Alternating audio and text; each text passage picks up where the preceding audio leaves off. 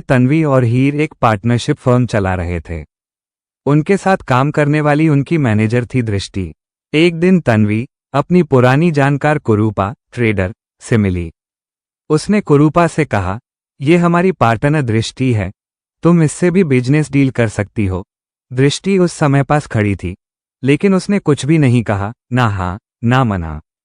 वो चुप रही। कुरूपा ने सोचा, ठीक है, दृष्टि भी इस फर्म की पार्टनर है।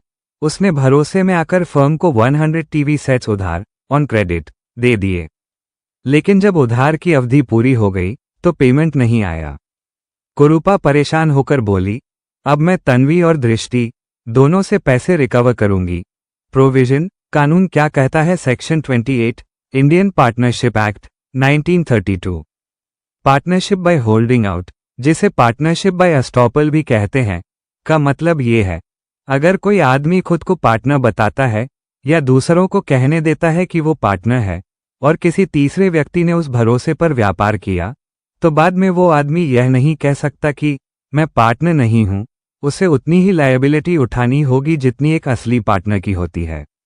फ्रॉड्यूलेंट इंटेंशन होना जरूरी नहीं है, बस ये दिखाना होता है कि तीसरे व्यक्ति, यहां कुरूपा, ने उस रिप्रेजेंटेशन पर भरोसा करके डील की। कंक्लूजन, नतीजा, इस केस में तन्वी ने दृष्टि को पार्टनर बताया। दृष्टि चुप रही, मतलब उसने इस बात का इनकार नहीं किया। कुरूपा ने इसी रिप्रेजेंटेशन पर भरोसा करके टीवीएस उधार दे दिए। इसलिए कुरूपा तन्वी के साथ साथ दृष्टि से भी पैसे रिकवर कर सकती है। यानी दृष्टि पर भी लायबिलिटी बनती है क्योंकि वो partner by holding out section 28 मानी जाएगी। फाइनल बात, कुरूपा का क्लेम वैलिड है। तन्वी और दृष्टि दोनों लायबल हैं।